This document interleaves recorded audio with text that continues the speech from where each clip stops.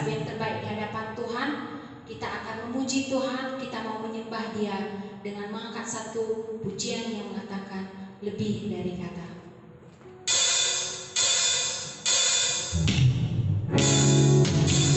Tuhan yang tidak ada yang tersembunyi bagi lebih dari setiap kata yang menampung air mata kita. Kepada Tuhan kita berserah. Oleh karena itu, mari kita renungkan setiap kasih Tuhan. Kita angkat pujian sungguh Engkau tahu.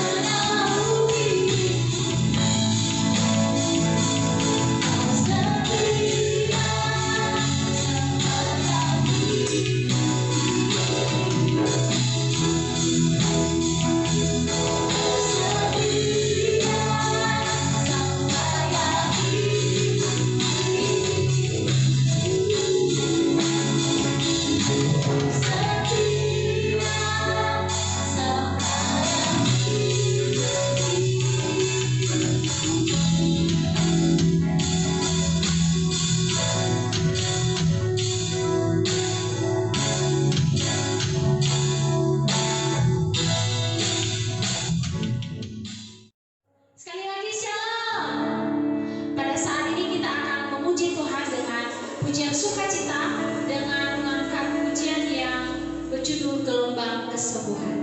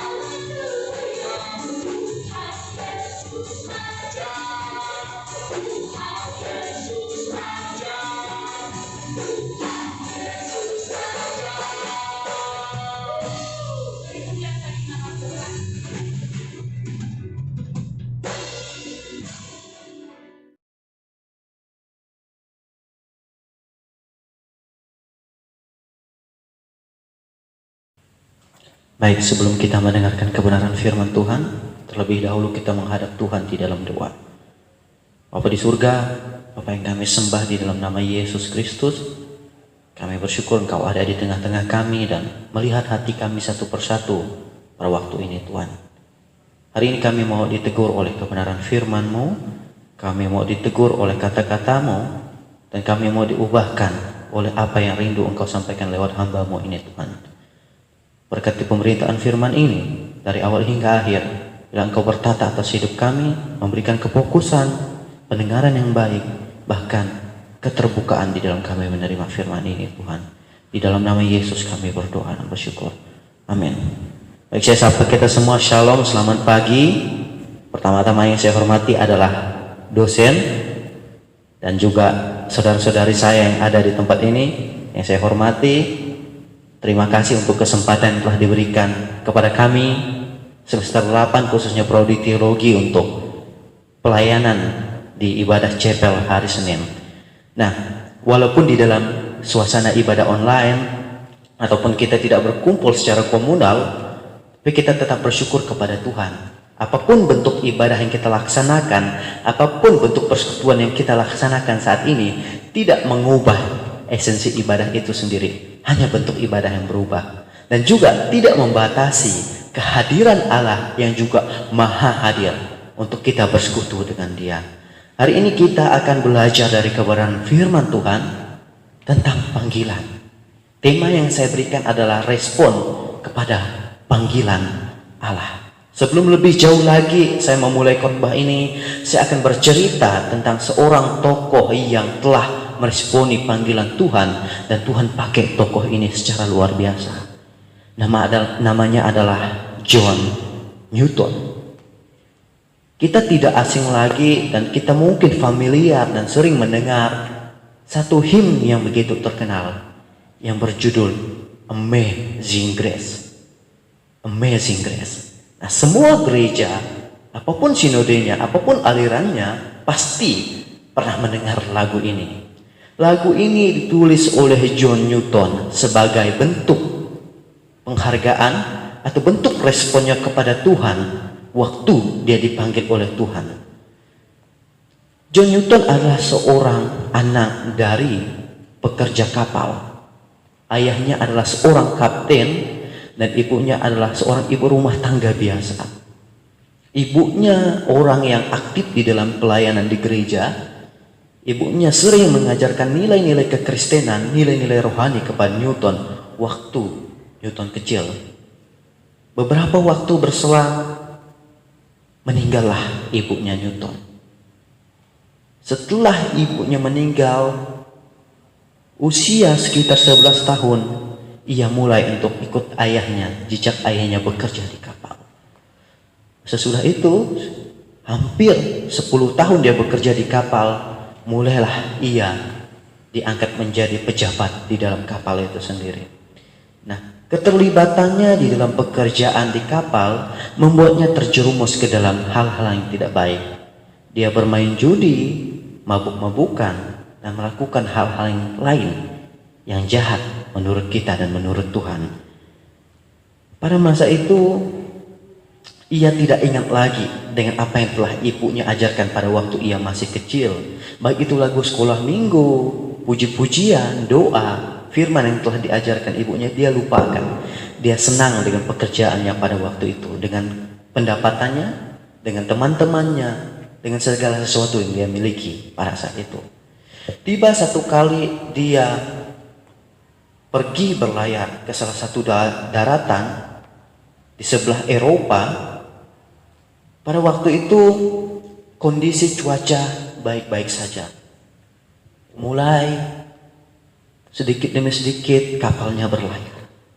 Dan di tengah-tengah kapal, di tengah-tengah laut, datanglah ombak yang begitu besar dan angin yang begitu kencang menerpa kapalnya Newton. Pada saat kejadian itu terjadi, yang dia tahu adalah dan dia pikirkan adalah, saat saya mati, saya akan masuk neraka. Karena saya begitu jahat di hadapan Tuhan. Itu pikirannya pada waktu itu. Sesudah itu, ia terbesit kembali dengan apa yang telah dia pelajari pada masa kecil yang diturunkan oleh ibunya tentang nilai-nilai kekristenan. Di saat itu juga dia berpikir untuk meminta pertolongan Tuhan. Dan benar, Tuhan menyelamatkan dia dari badai itu, dari ombak yang menerjang kapalnya. Dengan rasa syukurnya itu, dia menulis lagu yang berjudul Amazing Grace. Karena begitu luar biasa anugerah Tuhan kepada dirinya.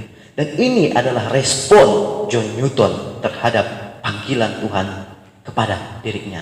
Nah, di dalam Alkitab kita juga akan belajar kisah seorang rasul yang juga merespon panggilan Allah, yaitu adalah Rasul Paulus. Nah, kita akan membaca kebenaran firman Tuhan sebagai dasar kita hari ini. Di dalam Filipi 3, surat Filipi pasal yang ketiga, ayat yang ke-13. Sekali lagi saya ulangi, surat Filipi pasal yang ketiga, ayat yang ke-13. Saya akan bacakan untuk kita semua. Saudara-saudara, aku sendiri tidak menganggap bahwa aku telah menangkapnya, tetapi ini yang kulakukan. Aku melupakan apa yang telah di belakangku dan mengarahkan diri kepada apa yang di hadapanku. Demikian firman Tuhan. Nah, Rasul Paulus dilahirkan di Tarsus, yaitu masih daerah kekuasaan Romawi, tepatnya di provinsi Kilkia. Dalam Alkitab, Rasul Paulus pertama kali disebutkan di dalam Kisah Para Rasul pasal 7 ayat yang ke-58, yang pada waktu itu dia terlibat penganiayaan kepada jemaat-jemaat Kristen waktu itu, dan dia juga terlibat di dalam penganiayaan atau pembunuhan Stefanus, seorang martir dari zaman Rasul pada waktu itu. Dia juga adalah seorang yang begitu pintar. Dia adalah murid salah satu guru besar, yaitu Gamaliel. Nah, Paulus pertama-tama bernama Saulus. Saulus adalah nama Ibrani dan Paulus adalah nama Yunani. Nah, saya berpikir kenapa namanya diganti Paulus, bukan tidak ada alasan, tapi ada alasan yang begitu penting. Konteks pada waktu itu, saat itu memang secara politik Israel atau daerah sekitar sedang dijajah oleh pemerintahan Romawi secara politik. Tetapi secara kebudayaan, secara bahasa, secara pendidikan, Romawi tidak bisa menggeserkan Yunani yang sebelumnya juga pernah menjajah Israel. Ada satu program dari Kaisar Alexander Agung yang bernama Helenisasi. Helenisasi adalah setiap daerah yang dijajah oleh Yunani pada waktu itu diyunanikan. Bahasanya, pendidikannya, kebiasaannya, bahkan hal-hal yang lain. Sehingga Yunani begitu populer waktu itu. Dan bahasa Yunani adalah bahasa yang istilahnya saya katakan go internasional pada waktu itu. Seperti bahasa Inggris sekarang. Sehingga orang bernama dua pada waktu itu tidaklah lazim. Ada Paulus, nama Yunaninya, Saulus, nama Ibraninya. Ada juga yang kita kenal, ada Matius, ada Lewi, Lewi nama Ibraninya, Matius nama Yunaninya. Nah, kenapa bernama dua? Karena pengaruh budaya Helenisasi.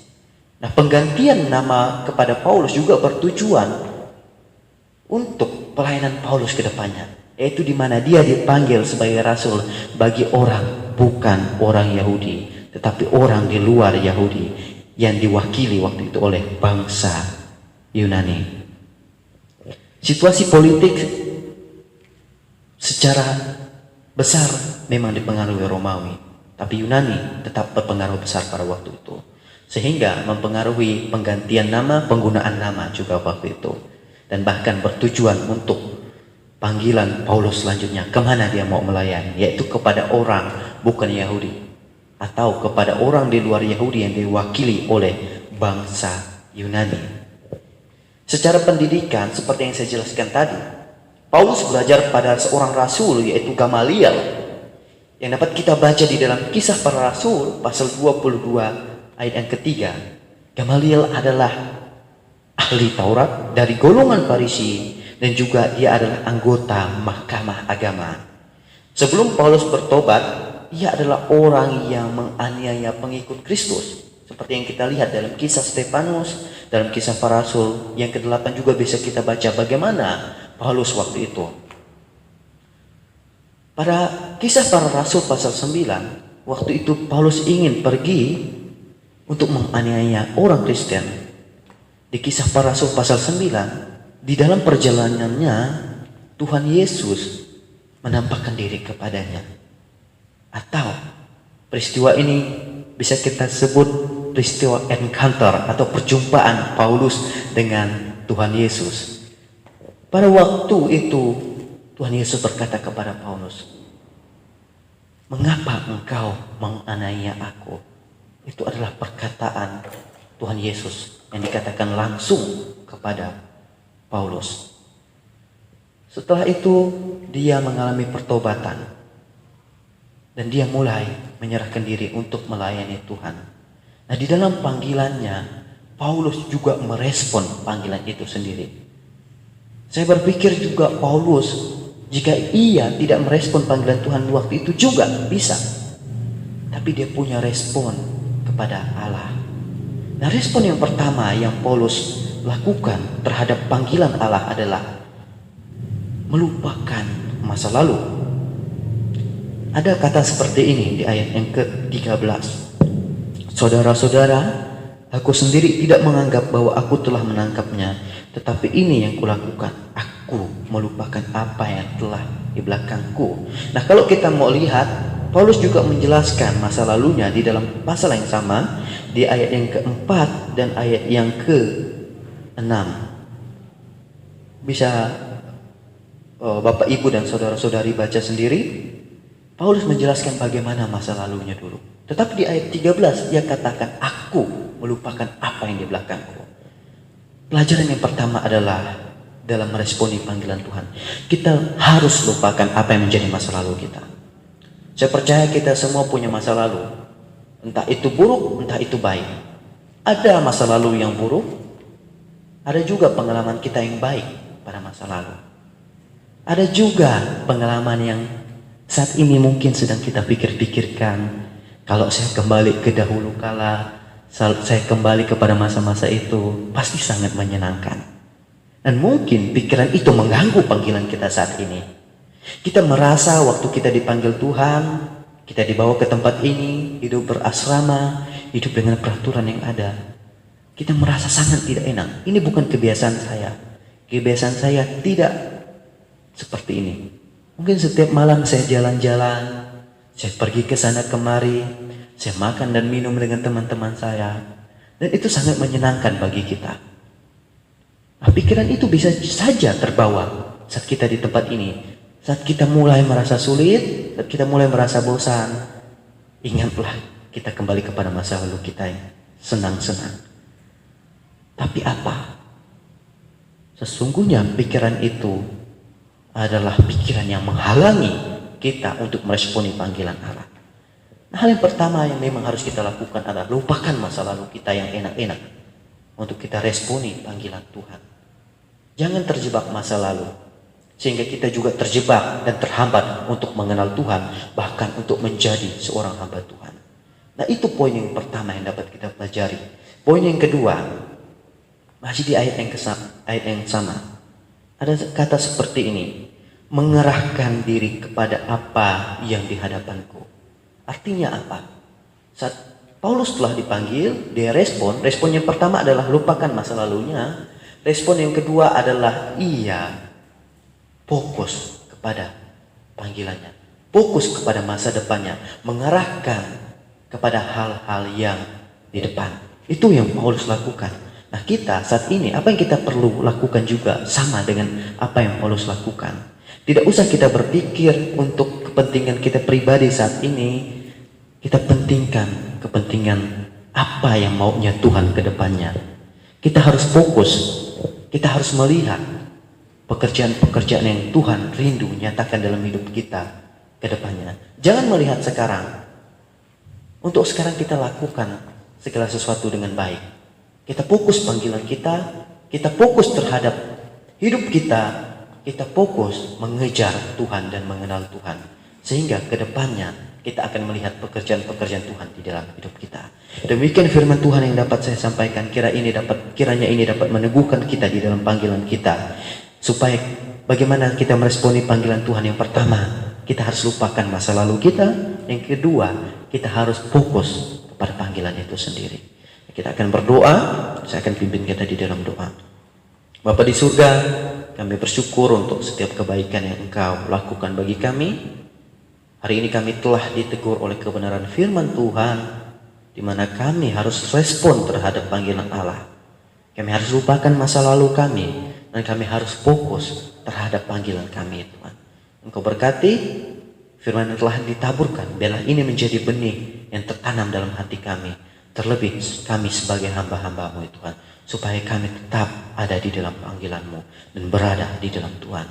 Di dalam nama Yesus kami berdoa dan bersyukur. Haleluya. Amin.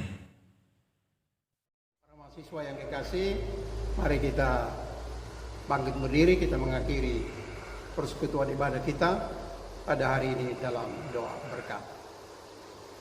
Arahkanlah hatimu dan terimalah berkat Tuhan. Anugerah dari Allah Bapa, persekutuan di dalam Tuhan kita Yesus Kristus, pimpinan, penyertaan Roh Kudus, menyertai kita sekalian mulai hari ini sampai Maranatha. Tuhan Yesus datang kembali kedua kalinya untuk menjemput kita sekalian sebagai saleh-salehnya. Dalam nama Tuhan Yesus Kristus. Haleluya. Amin. Ya, para mahasiswa, saya sebagai ketua menyampaikan kepada saudara sekalian, pertama, tetap fokus untuk belajar. Jangan takut dan jangan juga menggelisahkan dirimu sendiri. Tetap fokus untuk belajar. Dan yang kedua, sampaikan berita dan informasi kepada keluarga bahwa saudara sekalian, kita semua di sini dalam keadaan baik. Jangan sampai keluarga panik. Katakan bahwa kita semua baik. Yang ketiga adalah tetap semangat belajar. Kita tetap belajar dengan sistem online. Jadi fokus belajar, kerjakan tugas-tugas. Jangan karena situasi ini menyebabkan saudara berhenti belajar. Tetap belajar. Dan sebenarnya yang paling utama dari semua adalah berdoa, berdoa, dan berdoa. Demikian, Tuhan memberkati kita sekalian.